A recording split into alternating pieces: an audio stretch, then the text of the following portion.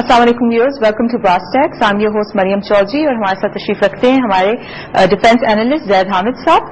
پچھلے پروگرام میں ہم نے ڈسکشن کی تھی برٹش ایسٹ انڈیا کمپنی پہ. اس پروگرام میں بھی ہم جاری رکھیں گے discussion on British East India company اور ان کی اکنامک ایکسپلائٹیشن اور ڈرگ ٹریڈ اس میں وہ انوالو تھے. زید صاحب پلیز ٹو اسٹارٹ. دیکھیے مریم، پچھلی دفعہ ہم نے ایسٹ انڈیا کمپنی کی وہ ایکسپلائٹیشن ڈسکس کی تھی جو انہوں نے بنگال میں قبضہ کرنے کے بعد کی. بڑی تکلیف دہ تاریخ ہے وہ ہماری. ہم نے پچھلی دفعہ آپ کو یہ بتایا تھا کہ کس طرح ایسٹ انڈیا کمپنی کے آنے کے 20 سال کے اندر اندر حال بنگال میں یہ ہو گیا تھا کہ کئی کروڑ انسان بھوک اور قحط اور فاقے سے تباہ و برباد ہوئے. اس سے پہلے نواب سراج الدولہ کے زمانے میں اور اس سے پہلے مسلمان حکومتیں جب وہاں پہ رہی ہیں تو بنگال انڈیا کا سب سے زرخیز صوبہ تھا. ہر گاؤں کے اپنا ایک مچھلیوں کا تالاب ہوا کرتا تھا، اپنا اناج، اپنا دھان، اپنا غلہ وہ خود اگایا کرتے تھے، اپنی فارمنگ تھی ان کی، خوشحال لوگ تھے. اور انڈیا کی گرینری کہا جاتا تھا اس کو، یعنی انڈیا کا غلہ دان تھا کہ یہاں سے سارا غلہ پروڈیوس ہو کے پورے انڈیا میں تقسیم کیا جاتا تھا. ایسٹ انڈیا کمپنی نے آنے کے بعد جو ایکسپلائٹیشن شروع کی، دیکھیے یہ لوگ حکومت کرنے نہیں آئے تھے شروع میں. یہ لوگ تاجر بھی نہیں تھے، یہ لوگ ایکسپلائٹرز تھے، یہ لوگ لوٹر تھے، ڈاکو تھے. یہ لوگ، ان کے خواب و خیال میں بھی نہیں تھا کہ ہم انڈیا جیسی بڑی امپائر پر قبضہ کر لیں گے. ان کا خیال یہ تھا کہ ہم یہاں پہنچے ہیں، جتنا ہمیں موقع ملتا ہے، جتنی چال بازی، مکاری اور چکر بازی کے ساتھ ہم اس علاقے پر جتنا قبضہ کر سکے، جتنی لوٹ مار کرو اور جلد سے جلد ریکوری کرو اور نکلو یہاں سے. ان کا پلان ایکچولی یہی تھا. یہ حکومت کرنے رکنے کے لیے ان کے خواب میں بھی نہیں تھا کہ مغل حکومت ہمیں اتنی اس ساری تباہی بربادی کرنے کے بعد مغل حکومت ہمیں اجازت دے گی اس بات کی. مگر ان کی خوش نصیبی اور مسلمانوں کی اور ہندوستان کی بد نصیبی کہ مغل حکومت کا مرکز اس وقت کمزور ہو چکا تھا. تو نواب سراج الدولہ کی شہادت 1757 میں ہوئی. ہم نے پوری تفصیل اس کے بعد ڈسکس کی کہ 1783 تک انہوں نے حشر نشر کیا کر دیا تھا.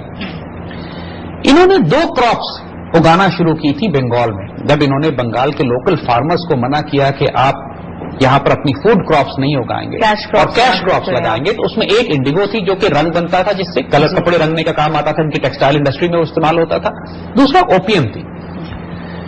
آج ہم اس کو ڈسکس کریں گے کہ انہوں نے اوپیم کے ساتھ کیا کیا اور اوپیم یہ کس لیے اگاتے تھے. یہ تاریخ کا ایک تاریخ ترین پہلو ہے جس کو کسی تاریخ کی کتاب میں نہیں پڑھایا جاتا. انگریزوں نے اپنی اس تاریخ پر پردہ ڈال دیا. یہ جس طرح اپنے گناہ، اپنے ظلم، اپنے ستم اور اپنی تباہ کاریاں اور اپنے خون خرابہ اور فساد جو تاریخ میں برپا کرتے رہے، اپنی تاریخ کی کتابوں میں، ہمارے اسکولوں کی کتابوں میں بچوں کو نہیں پڑھاتے. دیکھیے یہ وہ دور تھا کہ جب چین ایک بہت بڑا ملک، یعنی انڈیا کے سائٹ پہ چین ایک بہت بڑے ملک اور تہذیب کی حیثیت سے ہزاروں سال سے آباد تھا. برٹش ایسٹ انڈیا کمپنی جب اس علاقے میں پہنچی تو ان کو چین سے بہت ساری ایسی چیزیں ملنا شروع ہوئیں کہ جو یورپ میں ان کو یہ بہت اچھے طریقے سے فروخت کر سکتے تھے اور بڑے منافع کما سکتے تھے. اس میں پورسلین تھا، اس میں سلک تھا، یعنی جو ریشم چین سے نکلتا ہے، اور سب سے بڑھ کر چائے تھی، ٹی. اور یہ وہ ایسی چیزیں تھیں کہ جس کی بہت زیادہ کھپت اور ڈیمانڈ یورپ میں اس وقت پیدا ہو رہی تھی اور ہو چکی تھی اور بڑی مہنگی بکا کرتی تھی.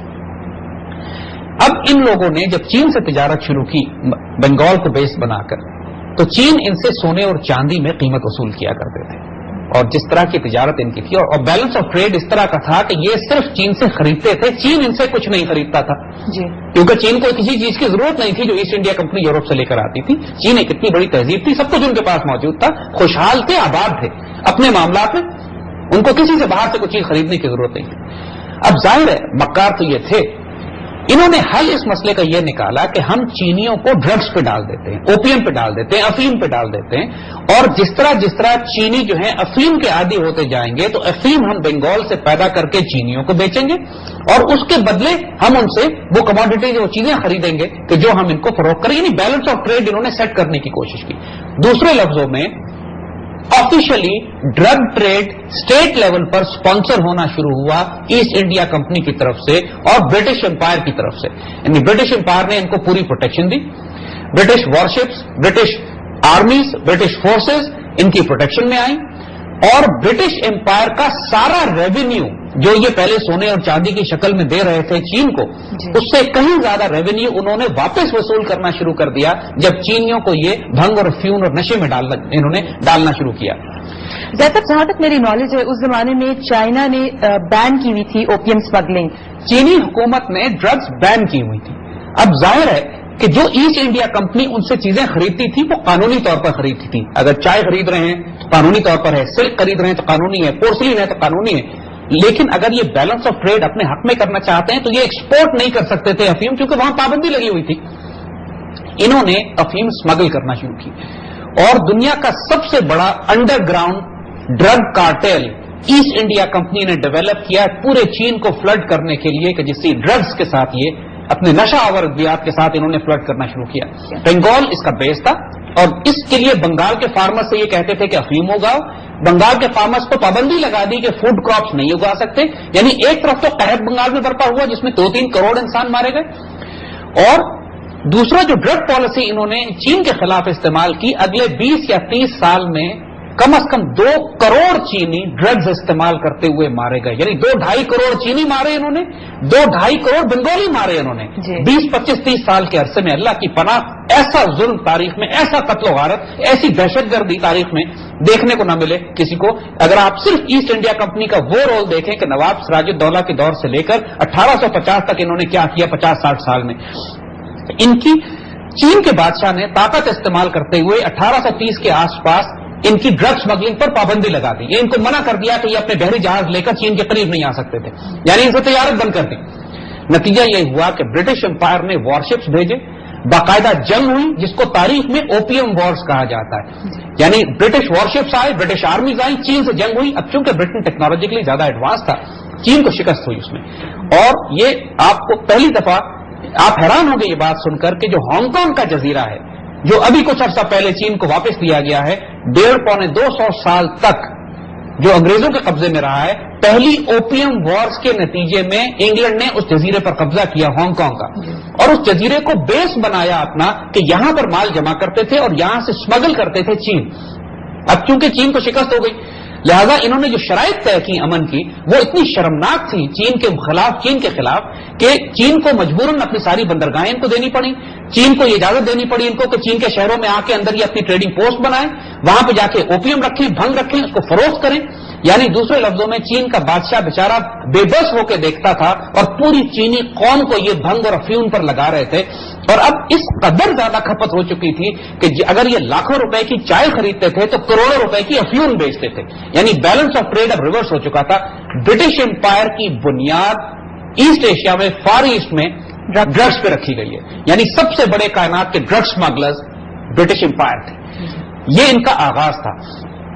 اب اس کوشش کی کئی مرتبہ چینی حکمرانوں نے کہ ان کے ڈرگ ٹریڈ کو روکے، ایک دفعہ پھر ان کو 1858 کے آس پاس دوبارہ جنگ کرنی پڑی جس کو اوپیم یعنی سیکنڈ اوپیم وارز کہتے ہیں، اس کے نتیجے میں پھر چین کو شکست ہوئی اور وہ تمام بڑے بڑے علاقے یعنی حتیٰ کہ شنگھائی تک ایکسس مل گئی ان لوگوں کو، برٹش ایسٹ انڈیا کمپنی کو، کہ یہ جائے اور وہاں پورے چین میں ڈرگس فلو کریں۔ جی صاحب، we'll continue on this, we'll continue discussing the opium wars جو ہمیں ٹیکسٹ بکس میں پڑھائی بھی جاتی ہیں، لیکن before that we have to go on a short break.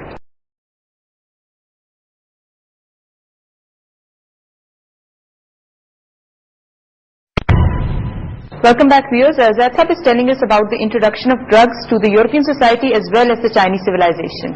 Please continue. یہ ایک تاریخ کا ایک بڑا ہی خوفناک لیکن کبھی بیان نہیں کیا گیا پہلو کہ کس طرح ایسٹ انڈیا کمپنی نے ایک طرف تو چائنا کو ڈرگس وار پہ ڈالا، دوسری طرف یہ ڈرگس لے کر آئے اور انہوں نے ویسٹرن سویلائزیشن کو بھی اپنی سوسائٹی میں بھی ڈرگس، دیکھیے میں نے عرض کیا آپ کو کہ یہ زائنسٹ تھے، بنیادی طور پر ان کے کارٹیل جوئش تھے، بنیادی طور پر ان لوگوں کو ویسٹرن اور کرسچن سوسائٹی سے کوئی ہمدردی نہیں تھی۔ یہ وہ پیریڈ تھا ویسٹ میں کہ جب انڈسٹریل ریولوشن عروج پہ تھا، انڈسٹریل ورکرز ان کو چاہیے تھے کام کرنے کے لیے، اور اس زمانے کے لحاظ سے لائف کی پیس بہت بڑھ گئی تھی، لوگ فیکٹریوں میں کام کر رہے تھے، کئی شفٹوں میں کام ہو رہا تھا، انڈسٹری پروڈیوس ہو رہی تھی، پوری دنیا میں ان کی امپائر پھیلی ہوئی تھی، اور اس کیفیت میں جس طرح آج کل ہمارے دور میں جب لوگ کام کر کے تھک جاتے ہیں تو رات سونے سے پہلے کوئی ویلیم لے لیتا ہے، کوئی سگریٹ لگا لیتا ہے، کوئی لیگوٹن لے لیتا ہے، اس زمانے میں انہوں نے ان ڈرگس کو انٹروڈیوس کیا ویسٹرن سوسائٹیز میں کہ سکون کے لیے آپ ان دوائیوں کو لیں، یعنی اوپیم انٹروڈیوس کرائی، ان کی فارماسیوٹیکل کمپنیز نے پھر اس پر ریسرچ کرنا شروع کی جی. اور جو کریک میڈیسن جو آج کل کی ڈرگز ہیں جی. یعنی جو ہیروئن ہے, آپ حیران ہوں گے یہ سن کر کہ اوپیم سے ہیروئن فارماسیوٹیکل کمپنیز نے بنائی ہے. جرمن بائر جو ہے اس نے ہیروئن ڈیولپ کی ایسیٹک اینہائیڈرائڈ کے ساتھ اس کو مکس کر کے اوپیم کو کہ وہ ہیروئن بنے.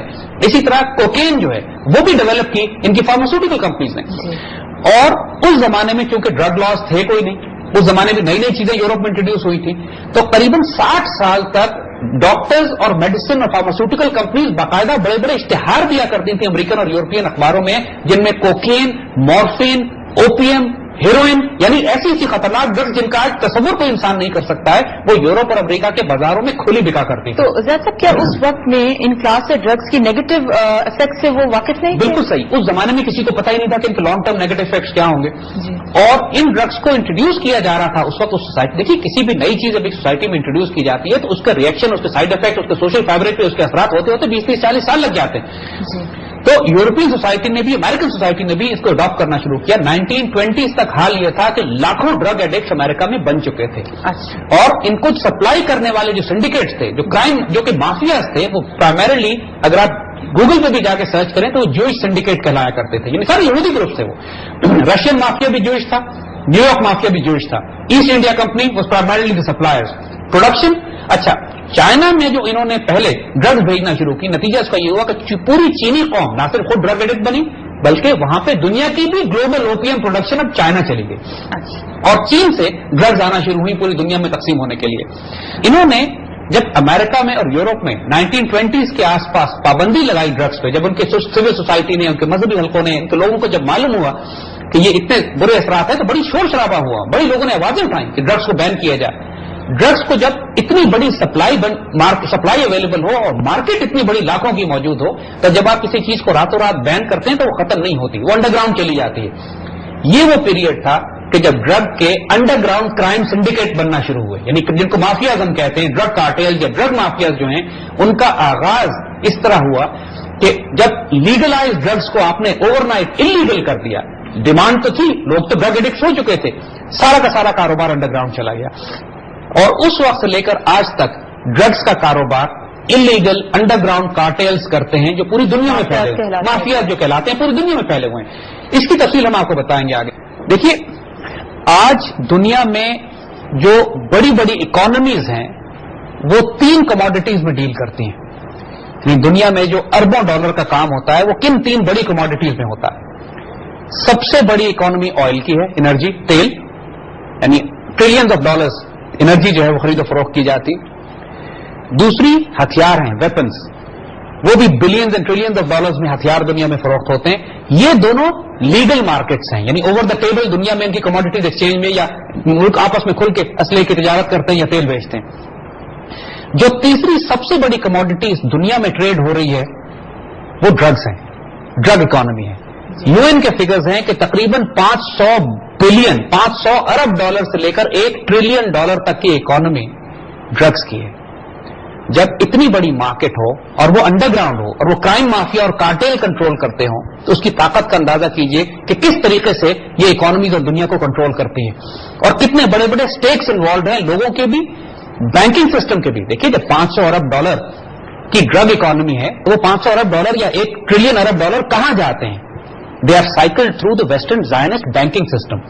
اب ہم اس کی طرف آئیں گے تھوڑا سا. تو نتیجہ یہ ہوا کہ جب ڈرگز 1920s اور 30s میں بین کرنے کے نتیجے میں کارٹیلز بنے اور انڈر گراؤنڈ میں, کیونکہ کھپت تھی دنیا میں, تقسیم دنیا میں ہو رہی تھی, انلیگل ٹریڈ تھا, ظاہر پہ کرائم مافیا اور سنڈیکیٹس نے ڈیل کرنا تھا یہ, اور سارا کرائم مافیا اور سنڈیکیٹ اور پروڈکشن جو تھی وہ چائنا اور فار ایسٹ میں ہو رہی تھی, تھائی لینڈ میں, برما میں, لاؤس میں, ویتنام میں, چائنا میں, یہ سارے ریجن میں.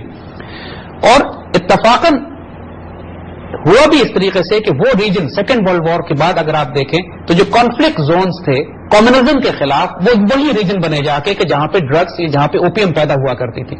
پہلے فرینچ گئے ویتنام میں, اس کے بعد امریکنز گئے برما میں, ویتنام میں, لاؤس میں, تھائی لینڈ میں, اس سارے ریجن میں. یہ سارا علاقہ گولڈن ٹرائنگل کہلاتا تھا. ایگزیکٹلی, اس پورے خطے کا نام ہی گولڈن ٹرائنگل تھا ڈرگس کی وجہ سے. ڈرگس کی وجہ سے تھائی لینڈ, برما, لاؤس اور وہ سارے علاقے جو ہیں. اور سیاہ یہ چونکہ ان تمام جگہوں کے اوپر گریلا آرمیز کو سپورٹ کر رہی تھی کہ جو کمیونزم کے خلاف لڑ رہے تھے. تو CIA اپنی فنڈ ریزنگ کے لیے دنیا کی سب سے بڑی ڈرگ کارٹیل بن گئی. یعنی یہ بات ہم آپ کو بڑی صاف بتا رہے ہیں کہ دنیا کے سب سے بڑے ڈرگ ڈیلرز اور سب سے بڑی drug manipulating agency, drug transporting agency CIA ہے. اور یہ باتیں ہم اپنی طرف سے نہیں کہہ رہے، اس کے اوپر اب 700 صفحے کی کتابیں لکھی گئی ہیں اور اس کے اوپر اتنا مٹیریل اویلیبل ہے. اور اس کے بعد کیونکہ ڈرگ منی ایسی ہوتی ہے کہ جس کے کوئی آڈٹ نہیں ہے، کوئی اکاؤنٹس نہیں ہے، کوئی حساب کتاب نہیں ہے، کانگریس سے اپروول نہیں لینی پڑتی آپ کو، US ٹریجری سے یہ پیسہ نکل کر نہیں آتا. تو پوری دنیا میں جو خفیہ کام الاٹ کیے گئے CIA کو، حکومتوں کے تختے الٹنے ہیں، بغاوتیں برپا کرنی ہے، فوجیں تیار کرنی ہے، جو کلینڈسٹائن آپریشنز کرنے ہیں US لا کو بائی پاس کر کے، وہ تمام CIA ڈرگ منی سے اسپانسر کرنا شروع ہو گیا. ایئر امریکہ کے نام سے ایک ایئر لائن بنائی ویتنام میں انہوں نے، جس کا کام یہ تھا کہ جن گوریلاز کو، جن ملیشیاز کو یہ سپورٹ کر رہے تھے کمیونزم کے خلاف لڑنے کے لیے، ان کو as a gesture, as a token, as a favour to them یہ ان کی ڈرگس لے کر آتے تھے اور دنیا میں ایکسپورٹ کرتے تھے اور دنیا میں ڈرگ کارٹیلز کو دیا کرتے تھے. Just again, you're mentioning about the CIA, and we know very little about CIA as an organization. Was it infiltrated by these Jewish and Zionist planners that you're talking about? دیکھیے CIA انفلٹریٹڈ نہیں ہے، CIA crime syndicate ہے، وہ بنایا اسی کاموں کے لیے گیا تھا. جو مینڈیٹ تھا CIA کا وہ یہی تھا کہ انہوں نے پوری دنیا میں ہر وہ کام کرنے ہیں کہ جو کرائم گینگز، کرمنلز، ٹیررسٹ، کو کرنے والی ایجنسی، دہشت گرد تنظیمیں جو کرتی ہیں. میں نے پہلے بھی دیکھی، ہم نے بات کہی تھی کہ دنیا کی سب سے بڑی دہشت گرد تنظیم CIA ہے، جو ملکوں کے تختے الٹتی ہے، پوری فوجیں کریٹ کرتی ہے، بغاوتیں برپا کراتی ہے، ڈرگ موو کرتی ہے ایک جگہ سے دوسری جگہ پر، اور وہ تمام کام کہ جو قانونی طور پر امریکن قانون کے تحت نہیں کیے جا سکتے ہیں. اس کی میں مثال آپ کو دیتا ہوں. دیکھیے ساؤتھ امریکہ میں کانٹرا ریبلز کو یہ سپورٹ کر رہے تھے، ایک بغاوت برپا کروا رہے تھے. ساؤتھ امریکہ میں مختلف کی بغاوتیں برپا کراتے ہیں. یہ وہ دور تھا کہ جب ایران عراق جنگ بھی ہو رہی تھی، 70 اور 80 کے پیریڈ تھا یہ. ایران کو اسلحے کی ضرورت تھی. ایران کو ضرورت تھی اس بات کی کہ سرفیس ٹو ایئر میسائل جس کو مل جائیں اور اینٹی ٹینک میسائل جس کو مل جائیں. ایران بلیک مارکیٹ سے تلاش کرتا پھر رہا تھا کہ ہمیں کہیں سے یہ میسائل کوئی ویپن ڈیلر کو بلیک مارکیٹ میں ہمیں مل جائیں. CIA کو پیسوں کی ضرورت تھی اس لیے کہ یہ کانٹرا ریبلز کو اسلحہ خرید کے دے اور کانٹرا ریبلز کی مدد کر سکے ساؤتھ امریکہ میں بغاوتیں برپا کرانے کے لیے. تو ایک بہت مشہور کیس ہے جس کو اگر آپ گوگل پہ بھی سرچ کریں تو ایران کانٹرا افیئر کے نام سے آپ کو مل جائے گا، جس میں ایک CIA کا آفیسر تھا کرنل الیور نارتھ. ان لوگوں نے ایک پورا پلان بلڈ کیا جس کو ہم ایکسپلین کریں گے. جی زید صاحب، اس پہ ہم کنٹینیو رکھیں گے the Iran Contra affair that you talking about, but after a break. Welcome back viewers. ہم ڈرگ ٹریڈ ڈسکس کر رہے ہیں جو برٹش ایسٹ انڈیا کمپنی نے سب کانٹیننٹ میں اسپریڈ کیا تھا. زید صاحب پلیز کنٹینیو. دیکھیے اس سے پہلے کہ ہم مزید آگے ڈرگ وارز پہ جائیں، ہم تھوڑا سا پیچھے جانا چاہیں گے اور ٹیپو سلطان کو ڈسکس کریں گے، کیونکہ ٹیپو سلطان کا ایک ایلیمنٹ ایسا ہے کہ جنہوں نے ایک ہیروئک ریزسٹنس دی، ایک مزاحمت دی برٹش ایسٹ انڈیا کی کمپنی اس ایکسپینشن کو روکنے کے لیے. وہ تمام ملٹری اسٹریٹجیز یا پولیٹیکل اور اکنامک یا ڈپلومیٹک اسٹریٹجیز جو ٹیپو سلطان سے پہلے کسی مغل بادشاہ نے یا مغل نواب نے جیسے سراج الدولہ تھے انہوں نے ڈپلوائے نہیں کی تھی. اور ٹیپو کو سمجھنا، ٹیپو کو اسٹڈی کرنا بہت ضروری ہے کیونکہ پہلی مرتبہ ایک آرگنائزڈ رسپانس، ایک آرگنائزڈ ریزسٹنس اگر انڈیا میں کسی نے آفر کی برٹش ایسٹ انڈیا کمپنی کو تو ٹیپو سلطان تھے. اور ہسٹوریکل ٹرمز میں بنگال کو فتح کرنے کے بعد برٹش ایسٹ انڈیا کمپنی نے اپنا رخ ٹیپو سلطان کی اگر آپ نقشہ دیکھیں نا تو بنگال ایسٹ میں ہے، میسور ساؤتھ میں ہے. اور 1757 میں جب نواب سراج الدولہ کو شہادت ہوتی ہے، شکست ہوتی ہے اور 20-30 سال کے عرصے میں بنگال لوٹ لیا جاتا ہے، بالکل تباہ و برباد ہو جاتا ہے. اس کے بعد انگریز اپنی توجہ کرتے ہیں دوسرے علاقوں کی طرف اور ساؤتھ میں میسور کی طرف آتے ہیں. اس وقت میسور کے حکمران حیدر علی تھے، ٹیپو سلطان کے والد. اور آپ کو اگر یاد ہوگا دلچسپ ہے کہ اس میں تاریخی طور پر اگر آپ اس کو اینالائز کریں کہ یہ وہ دور تھا کہ جب انگلینڈ یا برٹش امپائر امریکہ میں بھی جنگ لڑ رہا تھا امریکن کالونیز کو اپنے قبضے میں رکھنے کے لیے، اور American war of independence Atlantic ocean کے اکراس یہاں لڑی جا رہی تھی. جارج واشنگٹن اور وہ تمام امریکن جو برٹشرز کو نکالنا چاہتے تھے وہ یہاں جنگ کر رہے تھے. دوسری طرف برٹش امپائر انڈین سب کانٹیننٹ پہ بھی قبضہ کر رہا تھا. یہ ایک فینومینا ہے جسے کہتے ہیں امپیریل اوور اسٹریچ، یعنی سپر پاورز بھی جب ایک اتنی بڑی بڑی امپیریل پاورز بھی اپنے آپ کو بہت زیادہ اسٹریچ کر دیں تو ہر جگہ وہ قبضہ نہیں کر سکتی، دقت ہو جاتی ہے. اب انگریزوں کے پاس دو آپشن تھے، یا وہ امریکہ کی طرف توجہ دیتے یا وہ انڈیا کی طرف توجہ دیتے. امریکہ ان کے ہاتھ سے نکلتا جا رہا تھا اور نتیجہ یہی ہوا کہ اسی دور میں امریکن انڈیپینڈنس کا پیریڈ بھی ہے.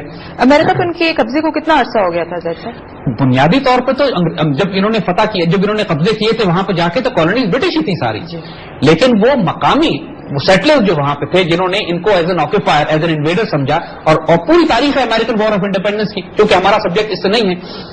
لیکن جو چیز ہمیں ریلیٹ کرتی ہے ڈائریکٹلی اس وقت کہ امریکن ریزسٹنس جو اس وقت دی جا رہی تھی برٹش امپائر کو، اور اس کے نتیجے میں 13 کالونیز جو کہ ایسٹ کوسٹ پہ انہوں نے جو شکست ہوئی انگریزوں کو، اور وہ کالونیز ان کے ہاتھ سے نکلی، اس کا اتنا شدید دکھ ہوا ان کو، اور ایک ارجنسی ڈیولپ ہو گئی برٹش امپائر میں کہ اتنی بڑی کالونیز ہم نے لوز کی ہیں تو ہمیں ایک انڈین سب کانٹیننٹ کی طرف اب پوری توجہ دینی چاہیے. یعنی سراج الدولہ کے بعد جو شکست ہوتی ہے انگریزوں کو وہ اٹلانٹک کے اکراس ہوتی ہے. اور اس کے نتیجے میں برٹش امپائر جب اتنا بڑا ایریا لوز کر جاتا ہے، امریکہ اس کے ہاتھ سے نکل جاتے ہیں، تو براہ راست انوالو ہوتا ہے ایسٹ انڈیا کمپنی کے ساتھ برٹش امپائر.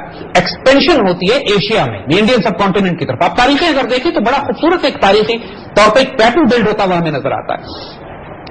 اب نواب سراج الدولہ کی شہادت کے بعد جب یہ ٹیپو کی طرف گئے ہیں، لیکن اس سے پہلے چھوٹی سی بات اور، جب امریکن ریزسٹ کر رہے تھے برٹش کو تو امریکنز اتنا اپریشیٹ کر رہے تھے ٹیپو سلطان اور حیدر علی کی مزاحمت کو جو انڈیا میں یہ انگریزوں کے خلاف دے رہے ہیں کہ ایک امریکن بیٹل شپ کا نام رکھا گیا USS حیدر علی. یعنی ان امریکیوں نے اپریشیٹ کیا اس تحریک مزاحمت کو کہ جو انڈیا میں میسور میں حیدر علی انگریزوں کے خلاف دے رہے تھے، کیونکہ دشمن دونوں کا کامن تھا. حیدر علی بھی انگریزوں کے خلاف لڑ رہے تھے اور جارج واشنگٹن بھی انگریزوں کے خلاف لڑ رہا تھا. تو ان لوگوں نے آپ ایک دوسرے کو اپریشیٹ بھی کیا. حیدر علی ان پڑھ آدمی تھے لیکن دلیر آدمی تھے. انہوں نے اپنے بیٹے کی بہت اعلیٰ تربیت کی. ٹیپو سلطان کو ایک عالم بھی تھے، ایک فاضل بھی تھے، ایک جرنیل بھی تھے، ایک اسٹیٹسمین تھے. اور جو کچھ ٹیپو نے اس کے بعد کیا وہ اتنا شاندار ہے کہ اس کی مثال نہیں ملتی ہے ہمیں انڈیا میں اس دور میں. ٹیپو سلطان نے انگریزوں کا تھریٹ جب بنگال کا حال دیکھا، مغل حکومت کمزور ہو چکی تھی، مغلوں سے ٹیپو سلطان کو کوئی مدد نہیں مل سکتی تھی. ٹیپو سلطان نے خلافت عثمانیہ کی طرف اپنے نمائندے بھیجے جو اس وقت مسلمانوں کی بڑی خلافت تھی. مگر بدنصیبی کہ ٹیپو سلطان کے نمائندے استنبول پہنچے تو وہاں ان کا انتقال ہو گیا. آج بھی ان کی قبر استنبول میں موجود ہے اور ان کی قبر پہ لکھا ہوا ہے کہ ٹیپو سلطان کے ایلچی جو ہندوستان سے آئے تھے استنبول میں خلافت عثمانی سے مدد لینے کے لیے. دوسری طرف ٹیپو سلطان نے چین کی طرف تعلقات قائم کیے اور چین سے ٹریڈنگ روٹس اسٹیبلش کیے اور سلک بنانے کے تمام تجربہ اور تمام جو ٹیکنالوجی تھی وہاں سے لے کر آئے. اور آج بھی میسور میں سلک بنانے کے کارخانے، سلک یعنی ریشم سازی کے کارخانے جو کہ ٹیپو سلطان وہاں سے لے کر آئے تھے. انہوں نے اوورسیز ٹریڈنگ پوسٹ قائم کی خلیج میں، گلف آف اریبیا میں. انہوں نے فرینچ سے رابطہ کیا. یعنی ٹیپو سلطان نے اس وقت جو گلوبل ریپوزیشننگ فورسز کی ہو رہی تھی، جب انہوں نے دیکھا کہ انگریز طاقتور ہوتے جا رہے ہیں، انہوں نے فرانسیسیوں کو انوائٹ کیا، ملٹری ٹیکنالوجی بلڈ کی، ملٹری انڈسٹری لگائی. یعنی فرانس کی مدد سے جو انہوں نے ملٹری ٹیکنالوجی بلڈ کی، ان کی مسکٹس جو کہ توڑے دار بندوقیں جو بیرل سے بھری جاتی ہیں، جو flint lock technology Tipu Sultan نے استعمال کی وہ برٹش ٹیکنالوجی سے بہتر تھی. یعنی ایک طرف اگر آپ انہوں نے نیول فلیٹ بنایا، بحری جہاز تیار کیے کہ جو ٹریڈنگ بھی کیا کرتے تھے اور ان کی کوسٹ لائن بھی پروٹیکٹ کیا کرتے تھے.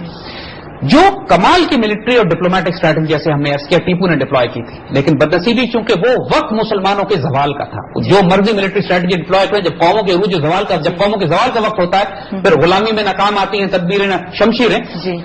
مسلمان قوم کی شاید تقدیر میں لکھ دیا گیا تھا کہ اب اس نے زوال ہونا ہے اس کا. تو یہ نظام کی غداری، مرہٹوں کی طرف سے سازشیں اور میر صادق، جعفر بنگال، صادق دکن، علامہ اقبال نے جو اپنی شاعری میں کہا. ٹیپو سلطان کو بھی شکست ہوتی ہے. 1799 میں ٹیپو کی شہادت کے بعد انگریز جنرل ان کی لاش پر کھڑا ہو کر کہتا ہے آج ہندوستان ہمارا ہے. ان کو اچھی طرح معلوم تھا، اس سے پہلے یقین نہیں تھا ان کو کہ یہ انڈیا کیپچر کر سکیں گے یا نہیں. ٹیپو سلطان کی شہادت والے دن سمبولک تھی ان کے لیے اتنی بڑی فتح تھی. ان کو معلوم تھا کہ مغل امپائر کمزور ہو چکی ہے، اب انڈیا میں کوئی ایسا مسلمان جنرل یا لیڈر نہیں رہ گیا ہے کہ جو برطانوی راج کا مقابلہ کر سکے.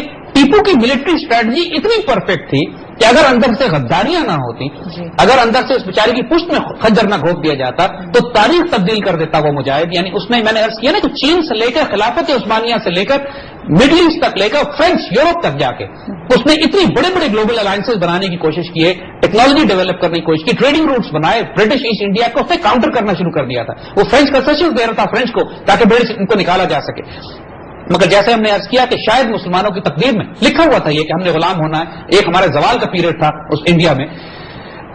ٹیپو سلطان کی شہادت کے بعد ایسٹ انڈیا کمپنی کو کھلی چھٹی مل گئی قتل و غارت اور جو کچھ لوٹ مار وہ کرنا چاہتے تھے. یعنی 1757 سے 1857 کا پیریڈ اتنا ہولناک ہے جو ہم پہلے بھی ڈسکس کر چکے ہیں کہ کئی کروڑ انسان انڈیا میں ہلاک ہوئے. This was simultaneously the period. جیسے ہم نے کیا کہ 1830 میں ڈرگ وار پہلی انہوں نے اوپیم وار چائنا کے ساتھ لڑی اور سیکنڈ اوپیم وار کے بعد تو چائنا بالکل ختم ہو چکا تھا. یعنی اگلے تقریباً 100 سال تک پوری چینی قوم نشے اور افیون اور بھنگ سے نکل ہی نہیں سکی, بالکل ڈوبے ہوئے تھے اس کے اندر یہ. مگر یہ جو ڈرگ کارٹیل, دیکھیے میں نے عرض کیا آپ کو کہ asset India company drug cartel تھی بہت بڑی. یعنی ان کا ایک بہت بڑا رول جو تھا وہ ڈرگ شپمنٹس کا تھا. انہوں نے چین سے ڈرگس تو بیچی ان کو, لیکن دے ریئلائز کہ اس میں اتنا پوٹینشیل ہے کہ یورپ اور امریکہ میں بھی یہ ڈرگس بیچی جا سکتی ہیں. تو تاریخی طور پر 1850 سے لے کر 1910 تک یہ 60 سال ایسے پیریڈ ہیں کہ جب یورپ اور امریکہ میں بھی یہ ڈرگز انٹروڈیوس کی گئی اور یورپین اور امریکن قوم کے ساتھ بھی وہی حشر ہونے لگا جو چینیوں کے ساتھ ہو چکا تھا. جی زید صاحب, یہ ایپیسوڈ تھوڑا سا اس بات کو بھی انڈر لائن کر رہا ہے کہ پریپریشن کتنی امپورٹنٹ ہے, بیکاز ٹیپو سلطان کا آپ نے مینشن کیا ان کی ساری ٹریننگ اور ان کا ویژن ان کے فادر حیدر سلطان کی طرف سے آ رہا تھا جو باقی لوکل سویلائزیشن میں شاید مسنگ تھا. We'll continue on the same topic, لیکن پہلے we have to go on a short break. بہت بھاری پروفٹ کمایا, اس میں سے کچھ خود رکھا اور پھر جو پروفٹ آئے اس سے مزید اسلحہ خریدا اور کانٹرا ریبلز کو دیا. یعنی پوری, اور یہ امریکن گورنمنٹ نے پابندی لگائی ہوئی تھی کہ آفیشلی کوئی امریکن فرم یا امریکن کمپنی ایران سے ڈیل نہیں کر سکتی تھی اس زمانے میں, کیونکہ ایران پر پابندیاں لگائی ہوئی تھی امریکہ نے. مگر اس لیے کہ ایران عراق جنگ جاری رہے, وہ نہیں چاہتے تھے کہ ایران عراق جنگ ختم ہو, ایران کمزور پڑ رہا تھا, لہذا ایران کی بھی مدد کرنا چاہتے تھے. وہ دشمن کا دشمن دوست بنایا ہوا تھا انہوں نے اس وقت. دوسری طرف لیبنان میں ان کے کئی ایجنٹس کئی گرفتار ہو گئے تھے, حزب اللہ نے اغوا کر لیے تھے. ان کی رہائی کے لیے بھی ایران نے شرط لگائی تھی کہ اگر آپ ہمیں اسلحہ دیں گے تو ہم ان آدمیوں کو چھڑانے میں آپ کی مدد کریں گے. تو بنیادی طور پر یہ سارے کام انلیگل تھے امریکن قانون کے تحت, اور سی آئی اے نے سارا آپریشن فنڈ کیا ڈرگ منی سے, ڈرگ کارٹیلز کے ذریعے. اور یہ ایکسٹینسو آپریشنز ویتنام سے لے کر ساؤتھ امریکہ تک ان کا جو گولڈن ٹرائنگل سے نیٹ نکلتا ہے اور ساؤتھ امریکن انسرجنسی اور بغاوتیں برپا کرتے ہیں, every thing is sponsored by drugs. یہ سی آئی اے کا ایک بہت پرانا اسٹیبلش طریقہ ہے جس میں کوئی ویلیوز نہیں ہے. نتیجہ یہ ہے کہ یہ ڈرگ کارٹیل سے جب ڈیل کرتے ہیں تو پھر ڈرگ ان کو ابلائج بھی کرتے ہیں. اس کا مطلب ہے ٹنوں کے حساب سے کوکین, ہیروئن اور ہارڈ ڈرگس یورپ اور امریکہ اور دنیا کے باقی شہروں میں ڈیلیور کی جاتی ہے سی آئی اے ٹرانسپورٹ ایئر کرافٹ میں, ایئر امریکہ میں, یا اس قسم کے سی آئی اے کے کلینڈسٹائن آپریشنز کے ذریعے. یہ ریکارڈڈ فیکٹس ہیں, ہم یہ اپنی طرف سے نہیں بنا رہے. تو جو بات اب ہم مزید جو آپ کو آگے واقعات بتائیں گے you'll be amazed. جی جیسا کہ میں ایک چیز آپ سے پوچھنا چاہوں گی, اگر آپ باہر وزٹ کرو تو آپ دیکھیں گے کہ جوز کے تمام تر علاقے یا سیٹلمنٹ سیپریٹ ہیں. بے شک آپ کسی بھی کیپٹل سٹی میں جائیں یا کسی بھی مین ایریا میں جائیں, جوز کے سیٹلمنٹ علیحدہ ہیں, ان کے اسکولنگ سسٹمز علیحدہ ہیں. تو کیا انہوں نے اپنی نیکسٹ جنریشن کو کیا پروٹیکٹ کر کے رکھا ہے اس ساری؟ یہ بات اگر آپ protocols of the learned elders of Zion پڑھیں تو یہ بات بڑی کیٹیگوریکلی انہوں نے لکھی ہوئی ہے کہ ہم نان جیوز کی نسلوں کو, بچوں کو, خاندانوں کو, معاشروں کو تباہ کریں گے اور اپنے بچوں کو, سوسائٹیز کو اپنے اور بچا کے رکھیں گے, ان کے اخلاق, ان کے کردار,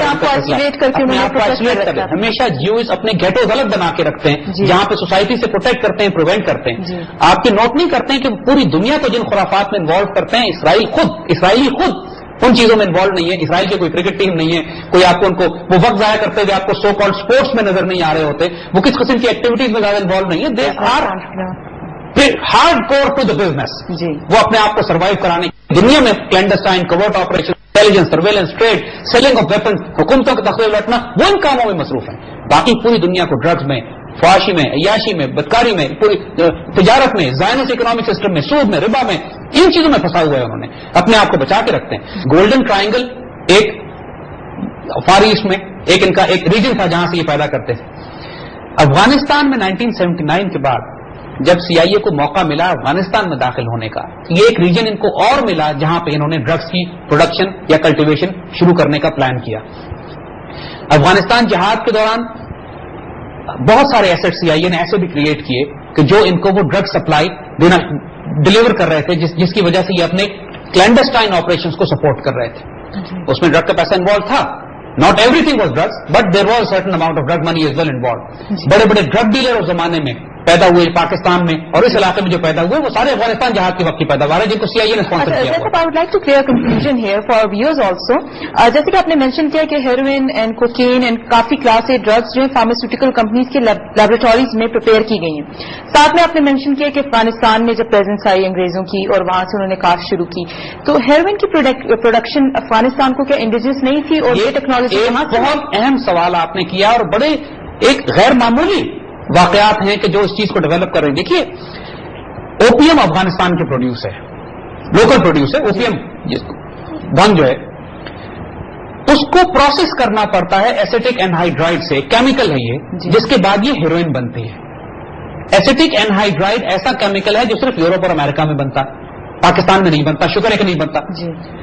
اور ایک عجیب و غریب بات ہم آپ کو بتائیں کہ اب جب بھی امریکنز کا انفلوئنس ہوا ہے اس علاقے میں پورے یورپ سے اور دنیا سے یہ ایسیٹک اینہائیڈرائڈ کے کنٹینر خرید کے یہ افغانستان بھیج رہے ہیں ٹرانزٹ ٹریڈ کے ذریعے. یعنی پاکستان کا کیونکہ افغانستان سے ٹرانزٹ ٹریڈ ایگریمنٹ ہے, افغانستان کے کنٹینر کراچی پورٹ پہ آتے ہیں اور یہاں سے بغیر کھولے شپ کیے جاتے ہیں, خیبر اور خیبر کے راستے یہ افغانستان چلے جاتے ہیں. پاکستان کو اجازت نہیں ہے ان کو کھولنے کی. ان کنٹینرز میں ایسیٹک اینہائیڈرائڈ کی بیرلز آفٹر بیرلز ٹنوں کے حساب سے جا رہا ہے. اب سوال یہ ہے کہ کیا یورپ میں پتہ نہیں ہے ان لوگوں کو کہ افغانستان میں ایسیٹک اینہائیڈرائڈ جا رہا ہے تو کس کام کے لیے استعمال ہوگا؟ اگر یقین کیجئے میں بات آپ کو صاف صاف بتا رہا ہوں, اگر پاکستان کی اینٹی نارکوٹکس فورس دن رات سرفروشی سے جان مار کے ان ڈرگز کو نہ روک رہی ہو نا پاکستان میں آنے سے, ہزاروں ٹن تو یہ سڑک پہ ہی جلا دیتے ہیں پکڑ پکڑ کے. اگر یہ نہ روک رہی ہو تو پاکستان کے بچے بچے کے ہاتھ میں ہیروئن کے سگریٹس ہوں. دیکھیے ہم آپ کو صرف ایک مثال دیتے ہیں. افغانستان سوویت انویژن کے دوران سوویت ایرا میں بہت بڑی ایک فیکٹری بن گیا تھا ڈرگس کی, ڈرگس پروڈیوس, کیونکہ اکانومی تباہ ہو چکی تھی, کھانے پینے کے لوگوں کو کچھ نہیں تھا. اور جنگ کی حالت میں جب کوئی کنٹرول نہ ہو, کوئی خوراک نہ ہو, کوئی کھانا نہ ہو, لوگ مجبوراً بھی ڈرگس کی طرف چلے جاتے ہیں اور لوگ گئے. روسیوں نے بھی ڈرگز استعمال کرنا شروع کی. رشین آرمی میں بہت بڑی پرابلم ڈرگز کی بن گئی. یہ بھی امریکن چاہ رہے تھے کہ ڈرگ کو اس لیے انہوں نے کلٹیویٹ کروایا تھا کہ مقصد یہ تھا کہ رشین آرمی کو ڈرگز میں ڈال دیا جائے. اور یہ ہوا کہ تمام کی تمام ہزاروں ٹن کے حساب سے سال میں کئی سالوں میں ڈرگ جو تھی وہ اسمگل ہو کے رشین آرمی کے ذریعے سینٹرل ایشیا میں گئی. اور روسی امپائر کو تباہ کرنے میں ڈرگز کا بڑا رول تھا. ان کی فوجیں لڑتی نہیں تھیں, سپاہی. مجھے یاد ہے یعنی ہم نے افغانستان میں دیکھا ہے کہ رشین سولجرز ایمونیشن ایکسچینج کرتے تھے ڈرگز کی لیے, یعنی ڈرگز ہیروئن لیتے تھے اور ایمونیشن اور گنز اور ویپنز اور گرینیڈز دیا کرتے تھے یعنی ریزسٹنس کو. یہ باقاعدہ ٹریڈ ہوتا تھا وہاں پہ. اور دوسری طرف جو ڈرگ مافیاز اور کارٹیل تھے جو ہم نے عرض کیا کہ CIA اسپانسرڈ اور بیک تھے, ان کو ایک اچھا آمدنی کا ایک اپنے کلینڈرسٹائن آپریشنز کے لیے سلسلہ ملا ہوا تھا افغانستان سے. یہ ایک بڑی اہم نوٹ کرنے کی بات ہے کہ جب طالبان افغانستان میں آئے 1995 میں اور 6 سال کے عرصے میں 2001 تک طالبان رہے ہیں, افغانستان میں اوپیم پروڈکشن آلموسٹ زیرو ہو گئی تھی. یہ UN ریکگنائز فگرز ہیں. بہت تھوڑی اوپیم دنیا کی, یعنی گولڈن ٹرائنگل پہلے بند ہو چکا تھا. اس علاقے کو یہ گولڈن کریسنٹ کہتے ہیں, یعنی پاکستان, ایران اور افغانستان کا جو علاقہ, چونکہ مسلمان لہٰذا کریسنٹ دے دیا.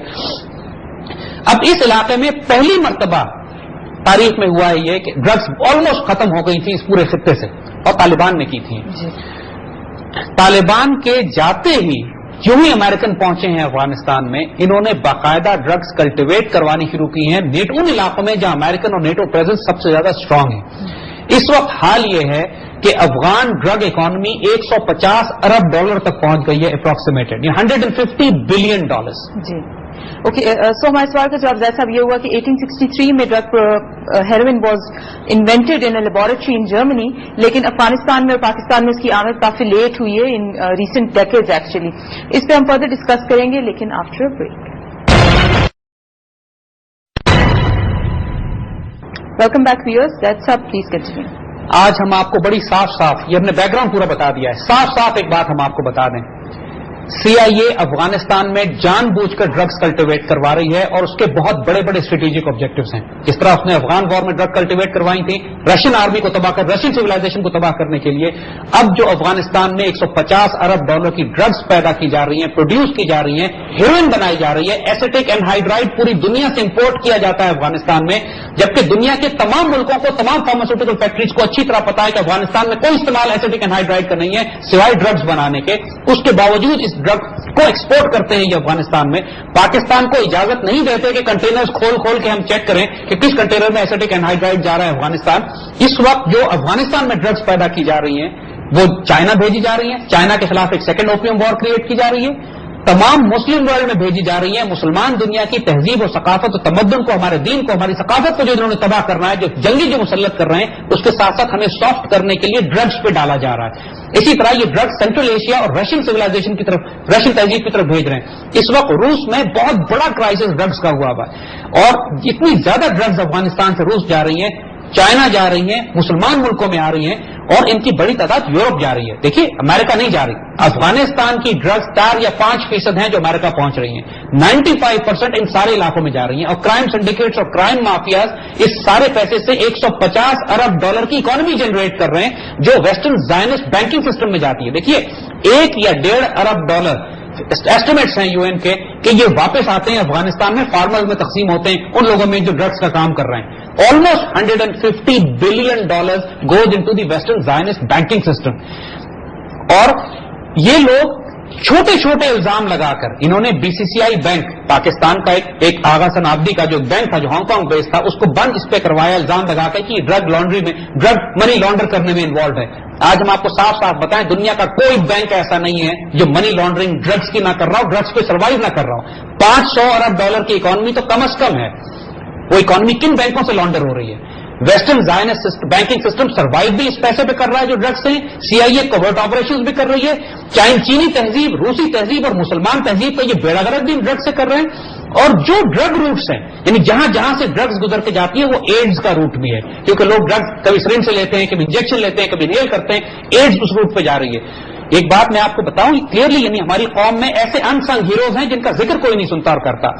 हजारों टन ओपियम, मॉर्फिन, हेरोइन हमारी नारकोटिक्स फोर्स वाले जवान, आप लोगों को अंदाजा नहीं है किस तरह बलूचिस्तान और फ्रंटियर के पहाड़ों में घूम घूम फिर के, सर्दियों में बर्फ में लेट लेट के कई कई दिन रह के ये लोग ड्रग ट्रैफिकर्स को रोक रहे हैं। लेकिन जब इस ट्रेड को सीआईए सपोर्ट कर रही है, जिस ट्रेड को पूरी यूरोपियन इंडस्ट्री सपोर्ट कर रही है, यूरोपियन फार्मास्यूटिकल इंडस्ट्री सपोर्ट कर रही है, European banking system, Zionist banking system support कर रहा हो जिसको, उसको रोकना किस तरह मुमकिन है?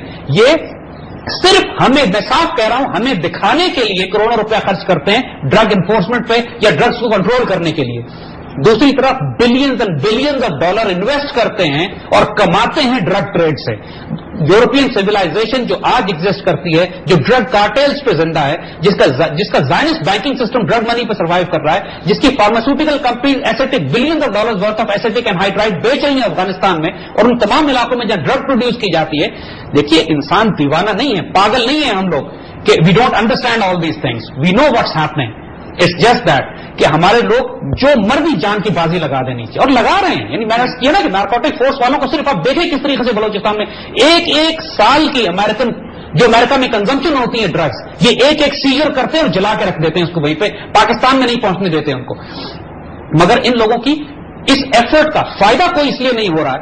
एक फायदा तो ये हो रहा है अल्लाह के फल से कि अगर 100% हर बच्चे के हाथ में सिगरेट होती अगर ये ना कर रहे होते काम। अब ये है कि हमारे यहां भी बड़ा मेजर क्राइसिस है। 20-30 लाख ड्रग एडिक्ट्स पाकिस्तान में, 30-40 लाख ड्रग एडिक्ट्स ईरान में बन चुके हैं, 40-50 लाख सेंट्रल एशिया में, चाइना में कोई 40-50 लाख ड्रग एडिक्ट्स बन चुके हैं, रूस में कोई 40-50 लाख है। यानी इमेजिन करें कंजम्पशन कितनी है इस सारी की सारी ड्रग्स की, और सारा फायदा जो उनको सिविलाइजेशन तहजीबों को तबाह करने का। हमने पहले बात की थी कि ये आपको इकोनॉमी कंट्रोल करके तबाह करते हैं, मनी सप्लाई कंट्रोल करके तबाह करते हैं, आपकी फूड सप्लाई कंट्रोल करके तबाह करते हैं, और ये आपको ड्रग्स में मुब्तला करके, उसी तरह जिस तरह ओपियम वॉर्स में मुब्तला करके चाइना को इन्होंने 100 साल तक नशे में रखा और हिलने नहीं दिया। 1948 में माओ ज़ेडुंग जब आया है, उसने आने के बाद सैकड़ों ड्रग डीलर्स को, ड्रग ट्रैफिकर्स को, ड्रग इस्तेमाल करने वालों को बेदरेह कत्ल किया, जेलों में डाला, कत्ल किया, और विदिन 2 और 3 ईयर्स हाल ये हुआ कि चाइना साफ हो गया। और आज देखिए चाइना कहां पहुंचा हुआ है। दुनिया में जब तक इन ड्रग्स के खिलाफ इतना शदीद रिएक्शन कम से कम पाकिस्तान या मुसलमान ममालिक बर्पा नहीं करेंगे, anybody dealing in drugs should be dealt very severely. और सबसे पहले जिसको हमें सिवियरली डील करना चाहिए, उन वेस्टर्न कंपनीज को जो एसेटिक एनहाइड्राइड अफगानिस्तान एक्सपोर्ट कर रही हैं। किस लिए कर रही हैं? नोइंग फुली वेल कि वहां ड्रग्स पैदा हो रही हैं, नोइंग फुली वेल कि सिर्फ ड्रग्स में इस्तेमाल होती है। सीआईए के तमाम तरह ऑपरेशन ड्रग्स फंडेड हैं जो, और इस वक्त उनके जो ऑब्जेक्टिव, और क्या वजह ये ड्रग इल्जाम लगाते हैं कि तालिबान ड्रग्स से अपनी आमदनी कर रहे हैं। अगर तालिबान ड्रग्स से अपनी आमदनी, तो फिर तालिबान फिर 1995 और 2001 तक भी अपनी आमदनी ड्रग्स से पैदा कर सकते थे। लेकिन जैसा आप इन पेनल्टीज को कैसे इन्फोर्स किया जाए, क्योंकि सऊदी अरेबिया के जैसे हम जानते हैं बड़ी स्ट्रिक्ट पेनल्टीज हैं, लेकिन जैसे आपने मेंशन किया कि व्हाइट कॉलर क्राइम बन चुके हैं और अपर एथलीन इज डिफरेंट, और जो नीचे पेडल कर रहे हैं ड्रग्स वो तो लोकल इनहेबिटेंट्स है, अफगानीज हैं, उनके ऊपर पेनल्टीज कैसे मैंने अर्ज किया ना कि आप इसको कंटेन कर सकते हैं, किसी हद तक रोक सकते हैं कि अपने माशरे में میں ختم اس لیے نہیں کر سکتے کہ جس لیول پر پیسہ انوالوڈ ہے, جس لیول پر حکومتیں انوالوڈ ہیں, جس لیول پر ویسٹرن زائنسٹ سسٹم اور بینکنگ سسٹم انوالوڈ ہے, جس لیول پر کوورٹ یعنی secret agencies like CIA involved ہیں, اس کو ختم نہیں کیا جا سکتا کیونکہ یہ ان کے اسٹریٹجک انٹرسٹ کا حصہ ہے کہ ڈرگس کو استعمال کر کے قوموں کو تباہ کیا جائے. جس طرح یہ نیوکلیر ویپن استعمال کرتے ہیں, جس طرح ڈیزی کٹرز استعمال کرتے ہیں, جس طرح یہ اپنے میڈیا کو استعمال کرتے ہیں, ان کا بہت بڑا ویپن ڈرگز ہے جس کو یہ استعمال کر رہے ہیں مسلمان دنیا کے خلاف بھی, روس کے خلاف بھی, چین کے خلاف بھی. اور یہ روٹ ہے اس کا. یعنی وہ کاروبار جو ایسٹ انڈیا کمپنی نے, وہ اسٹریٹجی کسی قوم کو سافن اپ کرنے کی, تباہ کرنے کی, لو انٹینسٹی کانفلکٹ کی, جو ایسٹ انڈیا کمپنی نے چینیوں کے خلاف ڈیولپ کی تھی, اب ایک فل فلیج وار ہے جو CIA اسپانسر کرتی ہے, جوئش سینڈیکیٹس اس کو رن کرتے ہیں, زائنسٹ بینکنگ سسٹم اس پیسے کو لانڈر کرتا ہے اور استعمال کرتا ہے, اور اس سے یہ اپنے تمام ان تہذیبوں کو تباہ کر رہے ہیں جن تہذیبوں کے خلاف یہ بعد میں مسلح جنگ برپا کرنا چاہتے ہیں. یہ سافننگ اپ آپریشنز ہیں جو ہو رہے ہیں. ان تمام باتوں کو دیکھیے, اس کے ریسپانسز ڈیولپ کیے جا سکتے ہیں. پاکستان میں ہمیں بہت سخت ڈرگ لاز اپلائی کرنے پڑیں گے. نہیں, ابھی تک پچھلے 10 سال میں سوچئے پاکستان میں ایک بھی ڈرگ ڈیلر پھانسی نہیں چڑھایا گیا, کسی ڈرگ ڈیلر کو سزا نہیں دی گئی. جبکہ بڑے بڑے, میں آپ کو بتاؤں, بڑے بڑے ڈرگ ڈیلر جو پاکستان میں پکڑ کے امریکہ کو دیے ہیں, چند ہفتوں کی سزا کے بعد وہ ریلیز ہو جاتے ہیں. اور یہ ہسٹوریکل فیکٹ ہے کہ لوگ ریلیز ہوئے ہیں, وہ ڈرگ ڈیلر جو پاکستان کے ریکارڈ میں اس ریجن کے بڑے بڑے ڈرگ ڈیلرز تھے.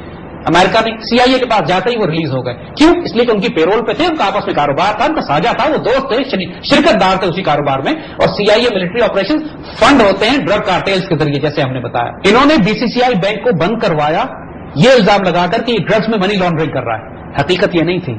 اصل میں BCCI بینک حالانکہ وہ انٹرسٹ بیسڈ بینک تھا, ان کے کفر کے نظام میں ان کے مقابلے پہ کھڑا ہوا تھا, لیکن آغا حسن آبادی کی بڑی بھاری انویسٹمنٹ تھی پاکستان کے ایجوکیشن میں. یعنی ٹوپی میں جو ہمارا غلام اسحاق خان انسٹی ٹیوٹ آف ٹیکنالوجی بنا ہوا ہے پاکستان کے ایجوکیشن میں, وہ سارا BCCI فنڈڈ ہے. اس کے علاوہ ہمارے نیوکلیر پروگرام کے لیے جو پوری دنیا میں ہمیں منی شپمنٹس کرنی پڑتی تھی, خرید و فروخت کرنی پڑتی تھی, وہ سارے کے سارے خاصی بڑی تعداد میں پاکستان کے اسمگلرز بھی کنٹریبیوٹ کرتے تھے. یعنی پاکستان کے بڑے بڑے اسمگلرز نے کنٹریبیوٹ کیا ہے نیوکلیر پروگرام اور اکوپمنٹ اور پارٹس کو پاکستان لانے میں. اور BCCI نے بھی رسک لیا تھا یہ کہ پاکستان کے لیے وہ منی ٹرانسفر, منی شپمنٹس کو کرنے پہ. اب یہ اس کا الزام تو نہیں لگا سکے, ڈرگس کا الزام لگا کے اس کو بند کر دیا. لیکن اس میں کوئی شبہ نہیں ہے کہ ان کا ایک ایک بینک ڈرگ منی لانڈرنگ میں انوالوڈ ہے. ان کا یہ چہرہ اتنا ناپاک ہے اور پوری انسانیت کو اتنی اس کی وجہ سے اذیت اور تکلیف میں یہ مبتلا کر رہے ہیں ڈرگس کی وجہ سے. اب ہم نے یہ چہرہ بھی آپ کو دکھایا.